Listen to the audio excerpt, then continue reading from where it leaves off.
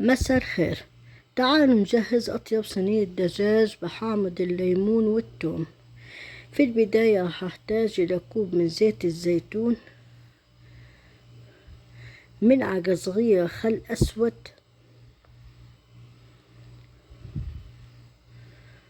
نص كوب من عصير الليمون، ربع ملعقة شطة حمرا مطحونة،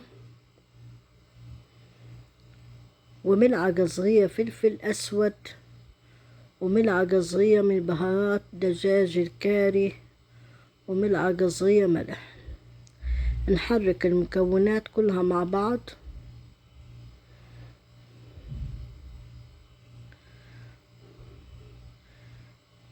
طبعا عندي حبة دجاج أنا غسلتها ونظفتها كويس وقسمتها لأربع أجزاء، والآن أنقعها بالخليط اللي جهزته.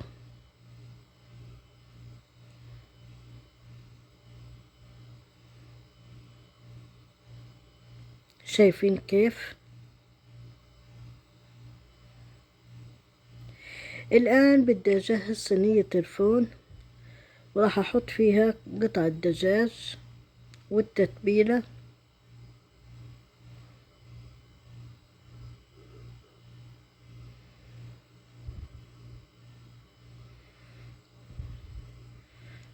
راح أصب التتبيلة عليها.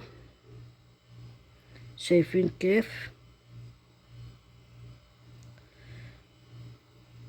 وراح أحط كمان معاها حبتين من البطاطس، طبعا أنا قطعتها شرايح رفيعة. شايفين كيف؟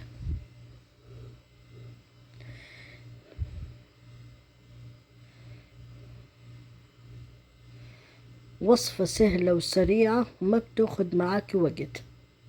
الآن بدي أحط ورق الزبدة،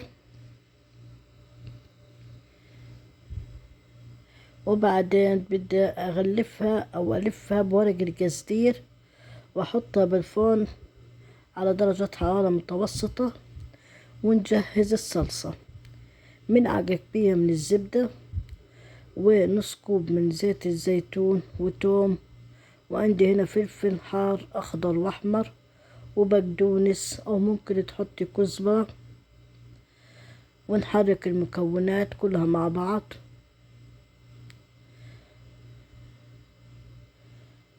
وعندي هنا ملعقة صغيرة من الملح وملعقة صغيرة فلفل أسود. شايفين كيف؟ وحشيل الدجاج. طبعا أنا الدجاج ما حمرته من فوق. الآن التتبيلة اللي أنا جهزتها راح أحطها فوق الدجاج، وأرجع الدجاج بالفرن وأحمرها من فوق. شايفين كيف الخليط سهل والوصفة سهلة وبسيطة.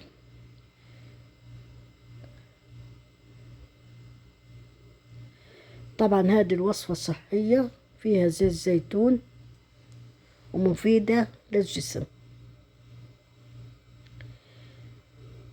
راح أحط التتبيلة كلها، طبعا أوزعها على الدجاج وأوزعها على البطاطس، وأحطها بالفرن أحمرها من فوق.